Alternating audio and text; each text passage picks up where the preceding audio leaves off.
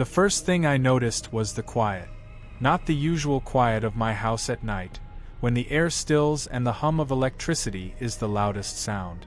This quiet was heavier, like the air itself was waiting, as if it had a shape, as if it could press against the skin and weigh the lungs down. I had been awake for hours, sitting on the edge of the couch, drinking lukewarm coffee from a mug I had left on the table hours ago. Steam rose from it slowly, curling in the faint light of the street lamp that leaked through the blinds, cutting long, rigid stripes across the floorboard. I could feel the dust in those beams, small motes drifting like tiny ghosts, reflecting the light in ways that made them look alive. Every time one floated past my eyes, I flinched, because for a split second I thought it had moved too fast, as if aware I was watching. The house smelled faintly of old bread and varnish. A metallic undertone lingered, subtle and unpleasant, almost imperceptible, but persistent. I noticed it now, because everything felt sharper in the quiet. Every sound, every scent, every slight shift of air demanded attention. Outside, the streets were empty. The hum of distant traffic barely reached me, like a dream of movement, not real movement. I strained to hear anything else. Footstep, voices, the squeak of a car door. Nothing, not even a dog bark. I poured the coffee down the sink. The sound of liquid hitting metal was louder than it should have been. I washed my hands slowly, lingering over the temperature of the water, the rough texture of the towel, the way the fabric clung to my skin as I rubbed it dry. I told myself it was normal. The house was quiet at night. I had done this 1,000 times. But it wasn't normal. I could feel it in my chest, the subtle tightness that grew with every heartbeat. A cold prickle ran along my spine, like static electricity, although the air was warm. I pressed my palms against my thighs, trying to remember what was normal, trying to convince myself that nothing had changed. And then I thought about McDonald's. The thought came unbidden. A flicker of memory. A line of cars, headlights stretching down the road, too many for the hour. I hadn't been concerned at first. Why would I? Everyone ate fast food. Everyone ate late. It was routine. Harmless. Ordinary. But as I held the mug in my hands again, feeling its warmth against my cold fingers, I realized something. It was not just that people ate there. It was that they all seemed to go at the same time. Always. Exactly. I tried to dismiss it. I told myself it was coincidence, or memory playing tricks, or the human brain overfitting patterns where there were none. I sipped the coffee slowly, noticing the bitter taste, the way it coated my tongue, the heat in my throat. I sat back and watched the shadows stretch across the floor as the moon shifted outside. I couldn't tell when it became observation, when curiosity became compulsion, when a small, absurd idea rooted itself in my chest. I needed to see it for myself. I needed to watch the town, the roads, the lights, the cars, and see if it was real, or if I had invented it in exhaustion, or in some half-remembered dream. I wrapped a thin blanket around my shoulders. The texture was rough, itchy in the right places. I let it rest against my neck, dragging a fingernail across the fabric, feeling the weave, counting the tiny imperfections. Everything demanded attention now. Everything had weight. Outside, the air was colder than inside. It smelled faintly of asphalt, of damp leaves, and something I couldn't name. The wind pressed against my face as I stepped onto the porch. The wood groaned softly under my weight. Each step felt loud, deliberate. I imagined the neighbors watching from their windows, but I knew they weren't. Or maybe they were, but they didn't move, didn't blink, didn't breathe like normal people. I descended the steps slowly. The ground beneath my shoes was rough, uneven. I noticed the texture, the small pebbles digging into the soles. Every crack in the sidewalk stretched too long, as if it had been measured to trap me. I breathed in the night, the scent of the town, the quiet that waited. And I told myself again, like a mantra, that nothing had happened yet, that everything was fine. But I felt a subtle shift in my chest, a small tightening, and I understood that by noticing, I had already begun to cross a line. The McDonald's was a few blocks away. I started walking, slowly. Not in a hurry. Each step measured, deliberate. I felt the slight resistance of my legs, the weight of my body, the pull of gravity. And in the distance, the first glimmer of headlights appeared, but they didn't move. They waited. I paused. The street was longer than I remembered. The air hung heavy, still, as if the night itself was breathing around me. A car passed at the far end, but the engine made no sound. I imagined it moving closer and realized it hadn't moved at all. The headlights were fixed, suspended. I swallowed. Cold. Dry. I stepped forward again, slower now. The sidewalk felt alive, not solid. The night smelled deeper, stronger. And in that quiet, I understood something. I was already part of this pattern. Whether I went to McDonald's or not, the town was waiting. And waiting, somehow, was more frightening than moving. I reached the street where McDonald's should have appeared on the corner. The road stretched longer than I expected. The asphalt glimmered faintly under the scattered streetlights, and each patch of shadow seemed to move when I blinked, like it had a mind of its own. The night air smelled faintly of grease and exhaust, mixed with something sweet, almost like sugar melting in water. It made my stomach tighten, though I hadn't planned on eating anything yet. Cars were beginning to appear. Not many. Not moving fast. Just headlights, pale and constant, appearing over the hill and pausing at the same spots they had last week, or had they been last week? I wasn't sure. Time felt stretched, distorted. I tried to shake it off, but every step I took made my thoughts louder, echoing inside my head. Why are they stopping there? I thought. Why do they not move? I wanted to tell myself it was normal. I wanted to laugh at the absurdity. But my throat felt dry, and my hands were clammy, and the hairs on my arms were standing at attention. I could feel the vibration of the street under my shoes, though no car passed me. Everything was still. Everything waited. I noticed the first detail that made me pause. A woman sat in a car at the front of the line. Her head was upright. Her hands rested on the wheel. Her eyes. I couldn't see clearly. But she wasn't blinking. Not once. I stepped back and felt my chest tighten. It didn't make sense. People blink. They move. They shift. But she was frozen. And yet she breathed. Just enough for me to notice if I looked long enough. I told myself I was imagining things. I breathed in the night air. I smelled the McDonald's fries, though I was blocks away.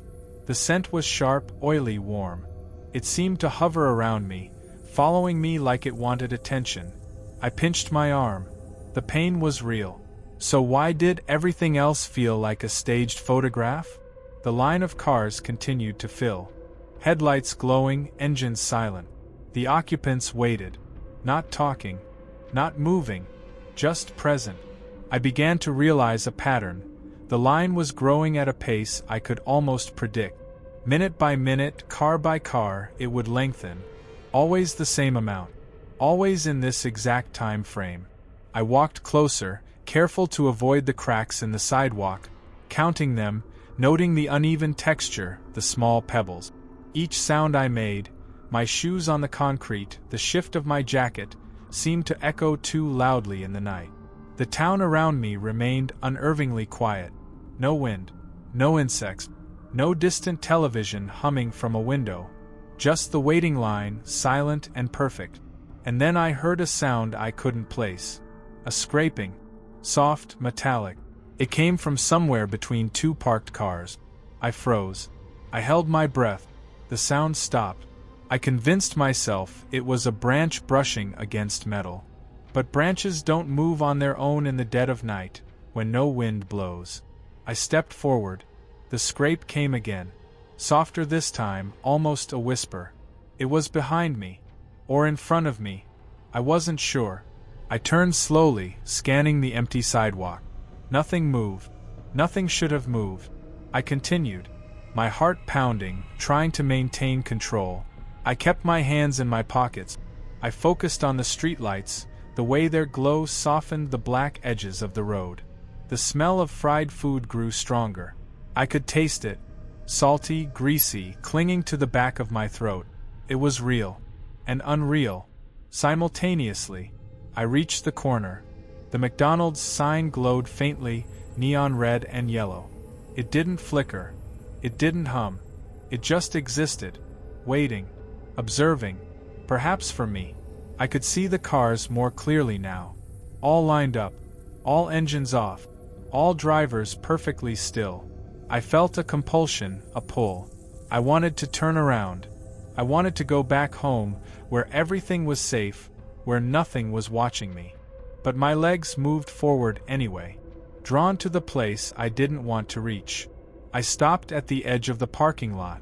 I could see the interior faintly. Fluorescent lights washed over empty tables, chairs pushed neatly under tables. The smell of fries and oil stronger now, mixing with something faintly metallic that I could not place. It made my stomach churn, and yet I was drawn forward. Curiosity or compulsion, I couldn't tell. I whispered to myself, "It's just a town, just people, just a restaurant. You're imagining things." But my voice sounded wrong in the air. Too loud, too fragile. I felt my heartbeat echo in my ears, a drum that refused to slow. Every instinct told me to leave. Every instinct told me I had already waited too long. And that waiting was the only thing keeping me alive. Or sane. I didn't know which. The next night, I went back. Not because I wanted to, because I knew I had to. I told myself it was habit, curiosity, caution. But deep down, I knew I had crossed a line the night before. And lines, once crossed, do not reset. I left the house later than I wanted, dragging my feet across the porch. The wooden boards groaned under my weight, each squeak echoing in the stillness. The air smelled the same, damp asphalt, the faint burn of distant traffic, and that elusive metallic note that haunted the edges of every breath. I took it all in, deliberately slow, as if recording it in memory, knowing I would carry it with me. By the time I reached the street corner, the first headlights appeared. The line had begun forming. Not fast, not irregular, just like last night. Car after car, perfectly timed, perfectly still. I froze for a moment, my eyes scanning the first few vehicles. Everything was identical to yesterday. Every person in the car, their posture, their hands on the wheel, the tilt of their heads, it all matched. Not exactly, perhaps, but eerily, unsettlingly similar. I couldn't place why it disturbed me so much. And yet it did. Every nerve ending buzzed with that subtle tension, the kind that sits just below panic and above reason. I walked slowly along the sidewalk, counting cracks in the concrete, feeling the uneven texture under my shoes. The faint hum of the streetlights above was nearly imperceptible, but I could hear it, vibrating in the bones of my chest. The smell of fries reached me first, then the underlying metallic scent, stronger tonight. My stomach clenched, though I had eaten hours ago. It was anticipation, I told myself. A reflex, nothing more. And then I noticed the pattern. The line grew with clockwork precision. Each car pulling into position, stopping just short of the curb, engines quiet. I noted the spacing. I counted the seconds between arrivals. It was always the same. Not approximate, exact. A rhythm, a pulse, a heartbeat of the town that had gone unnoticed for years. I whispered to myself, half in disbelief, half as reassurance. It's just a routine, just timing, just people following habit. But the voice sounded thin in the night, swallowed by the oppressive quiet. Even my breathing seemed loud, invasive. And I noticed for the first time how my hands shook slightly, the subtle tremor in my fingers, the way my sleeves clung to my wrists with static, as if the air itself had charge. I moved closer to the first car in line. A man sat behind the wheel. He didn't blink. He didn't shift. But he exhaled slowly, in perfect rhythm with the others. I tried to study him, to find something human, something wrong, anything to anchor myself. But there was nothing. Only patience. Only waiting. Only the awareness that I had arrived too late, or perhaps too early. I kept my distance, but I could see the other cars now, stretching down the street. Headlights reflected off the windows of empty houses, cutting thin beams across dark lawns. Everything seemed sharper tonight. The smell of food, the cold of the night, the small vibration in the concrete. My senses were awake, too awake. And still, the pattern held. Car after car, line forming, waiting, silent, exact. I realized I had been studying this for minutes, hours. Time had no meaning here. The line was longer than I remembered from last night, or perhaps yesterday seemed shorter because I hadn't truly observed. The rhythm was hypnotic, undeniable, and I found my steps slowing, matching the tempo without realizing. I adjusted my breathing. I felt my heartbeat sync with the rhythm of the cars, and a creeping thought settled in my chest. I was participating. Not eating, not driving, not speaking, just being present, already part of the pattern. I tried to tell myself I could leave.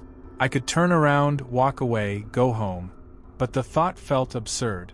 I could feel it pressing against my chest, the quiet that had followed me all the way from the porch settling deeper into my body. If I left now, something would shift, and once shifted, it could not be undone. The night pressed in closer. The smell of fries stronger, sharper, almost invasive. The metallic undertone thickened, as if the air had weight. I felt my stomach knot again, the sensation rising from deep inside, twisting, pulling.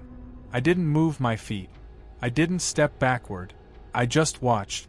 Car after car joined the line. Still. Silent. Waiting. And I felt it then, an almost imperceptible pull toward the first car, as if the town itself were a magnet and I were iron filings scattered on the pavement. I whispered again, low, almost to myself. It's just a town. It's just a restaurant. It's nothing. Nothing is wrong. But my voice barely carried.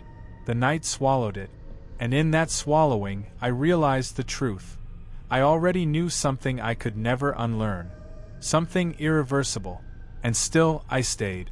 I stayed at the edge of the parking lot, feeling the concrete under my shoes, noticing every tiny crack, every grain of grit pressed against the soles. The night smelled thicker tonight. Grease from the restaurant, damp asphalt, and something metallic, almost like the taste of old pennies, lingering at the back of my throat. I could hear my own heartbeat, slow, deliberate, echoing in my ears, though no one else moved. It was as if the town itself had slowed down just enough for me to notice the pulse beneath it all. I wanted to leave. I wanted to step back, turn, go home, and pretend I had never seen this line of waiting cars, these frozen people, the exact rhythm of the town. But my feet refused to obey. It was subtle at first. A hesitation, a stutter in movement. Then a pressure in my chest, like the air itself was telling me, stay. I tried to rationalize. It's just routine. A habit. Everyone has a schedule. You're reading too much into it. But the thoughts felt shallow. They rattled against the deeper truth I couldn't ignore. Something about this was wrong. Something about the exact timing, the stillness, the silence, the smell, it was too precise. Too controlled. Too deliberate. I thought about the first night I had noticed it. I remembered the way the headlights had appeared. The way the woman in the first car hadn't blinked. The unnatural quiet of the street. The pull I felt, subtle, insistent, toward the restaurant. I realized then that the memory had changed me. I couldn't step away completely. Even recalling it now, weeks or months later, my body remembered the tightness in my chest, the cold tickle of anticipation in my stomach. I tried to focus on mundane details to ground myself, the texture of the sidewalk under my fingers as I brushed against a railing, the faint hum of electricity in the streetlights above, the distant drip of water from a roof gutter. I counted them. 1, 2, 3. Every sound amplified in the night, every shadow stretched long, almost sentient, across the asphalt. I realized I was aware of everything simultaneously. The smell, the texture, the sound, my own heartbeat. And within that awareness, the thought emerged, sharp and clear. I had a choice. To leave. To ignore it. To pretend it wasn't happening. But the choice felt meaningless. Because in that moment, I understood something else. A subtle, creeping certainty. I was already part of this. I had already been observed, measured, noted by something I could not see. By the line, by the rhythm, by the town itself, and no matter what I did, it had begun. I shifted my weight, feeling the pull of the asphalt under my shoes, the slight unevenness of the curb. I felt the cool night air against my neck, the rough fabric of my jacket scratching lightly. A branch scraped against the side of the building nearby, and I jumped. Nothing moved. Nothing should have moved. And yet my mind screamed in warning, reminding me, everything is already happening. I thought of the people in the cars, not individually, but as a collective presence. They weren't waiting to eat. They were waiting for the pattern to complete itself. And I was a part of it now. Even standing here, watching, breathing, my pulse keeping time, I had aligned myself with it. A strange fear washed over me, not of violence or monsters, but of permanence. A quiet, unshakable understanding. The moment I acknowledged this, I had committed. I had made a silent, irreversible choice. Even if I turned around now, the pattern would remember me.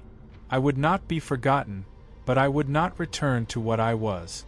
And that thought tightened my chest, knotting my stomach in ways I could not shake. I pressed my palms against my thighs, feeling every tiny tremor. The air smelled of fries, salt, oil, and something unidentifiable beneath it all: metal, decay, anticipation. I could taste it in my mouth. I could feel it pressing on my skin, against my lungs, insistent, patient, unavoidable. I wanted to leave. I wanted to run. But my legs did not respond. The night had slowed me, stretched me, drawn me into its rhythm. And I realized then that observation was participation. Simply being aware was an act. And with every act, every second of acknowledgement, I had sealed myself into this cycle. I thought about everything I had ignored before. Every small anomaly, every fraction of timing, every flicker of light, every metallic scent. All the little details I had brushed aside, laughed off, dismissed as coincidence. They were not coincidence. They had been warnings, hints, footsteps I had followed without knowing it. And now, in this perfect, still night, I understood. I could step back, physically leave the street, turn down another block. But the choice no longer belonged to me. The pattern had me. I was part of the town's pulse, part of the line, waiting whether I moved or stayed. I exhaled slowly, deliberately, as though my breath could anchor me to reality. But the night swallowed it. The line stretched, headlights glowing, engines silent, the same rhythm as always. And in that silence, I understood with a clarity I could not deny. I would never be the same. I had already chosen. Even in my hesitation, even in my fear, even in my quiet, I was part of it. The next evening, I didn't leave immediately. I sat on the edge of my bed, staring at the pale light spilling through the blinds. The hum of the refrigerator, the faint ticking of the clock, the distant rumble of a car somewhere beyond the neighborhood, they all sounded unnaturally loud. Every ordinary sound became a marker, counting me down. I debated staying home. I told myself I could just pretend, ignore it tonight. I could eat, sleep, and go about my life as if nothing had happened. But the pull, the insistent tug at my chest, my stomach, my awareness, would not let me rest. I dressed slowly, each motion deliberate, stretched out. The zipper of my jacket dragged against the fabric beneath. The buttons on my shoes caught on the laces. I felt every texture, every resistance, every small detail as if noticing them could somehow anchor me. But nothing anchored me. I stepped outside. The night was colder than I expected. The air smelled faintly of fries, faintly metallic, faintly of asphalt warmed by the day. The street lights flickered once, then steadied. Everything seemed ordinary, except for the compulsion in my chest. That quiet, insistent pull I had tried to ignore for days. I walked to the corner. The first headlights appeared, just as before. Car by car, they lined up. Engines off. Occupants silent. Waiting. The line stretched further than the eye could see, down streets I didn't even know existed. I paused. I considered turning around. I could have walked home. I could have eaten, slept, pretended it had all been a dream. But my legs moved on their own. Slow, deliberate step. Feet dragging slightly over the concrete. Breathing measured, shallow, deliberate. I didn't think. I didn't argue with it. I reached the first car. The driver sat still. Eyes fixed, hands steady on the wheel.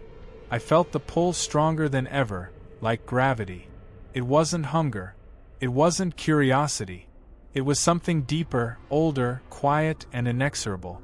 I stepped forward, closer to the glow of the restaurant.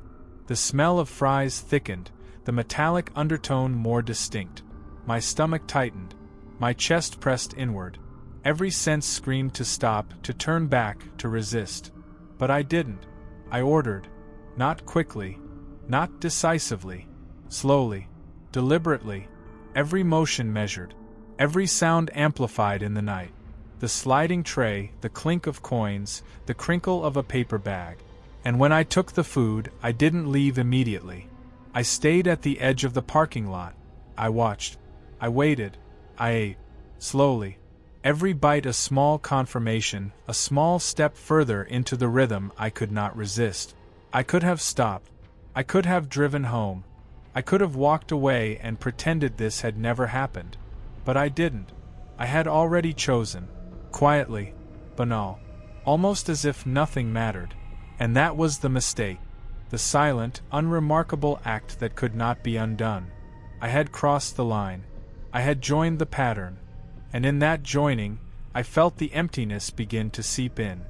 I left McDonald's with the bag in my hands. The fries were still warm, the salt sharp against my tongue.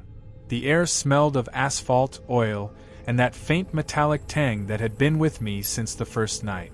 I walked slowly, deliberately, along the quiet streets, counting every crack in the sidewalk, every pebble beneath my shoes, every small echo of movement that wasn't there.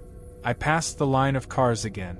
The drivers sat unmoving, engines off, headlights glowing faintly. The same rhythm, the same pattern. I felt it press against me, not like force, but like certainty. I had joined it. No step back. No erasure. No return.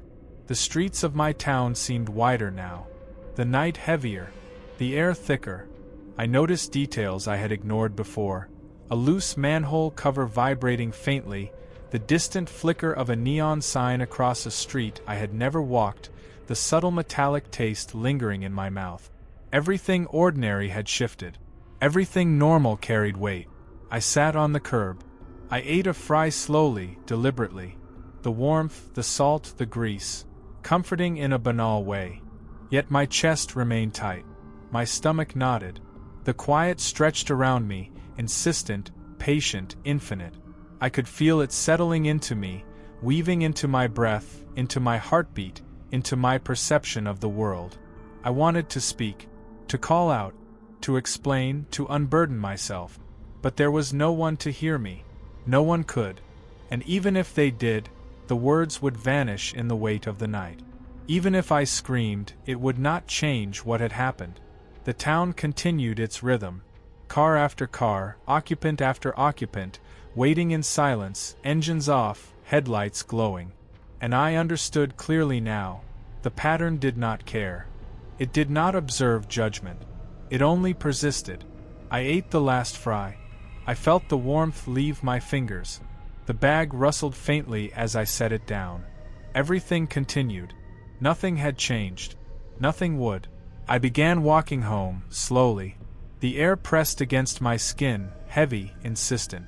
The sidewalks stretched endlessly. The houses leaned slightly, shadows pooling in corners, but the streetlights were steady. The night held me in its rhythm, and I had no choice but to move within it. When I reached my porch, I paused. The familiar creak of the boards under my feet, the latch of the door, the smell of my house, all the comforting normalcy I had clung to, felt distant, hollow, insufficient. I stepped inside, closed the door behind me, and the quiet pressed on me like a weight. Not threatening, not loud, just persistent, patient. I had made my choice. I had participated. And now, nothing would ever be the same. I sat in the dim glow of the living room, listening to the faint hum of the refrigerator, the subtle ticking of the clock, the faint whisper of the wind outside. Everything seemed louder, sharper, more deliberate. I realized, finally, that the night did not end. It simply continued. And the last thought that lingered before I closed my eyes, before the quiet consumed me entirely, was simple. I should never have left my house.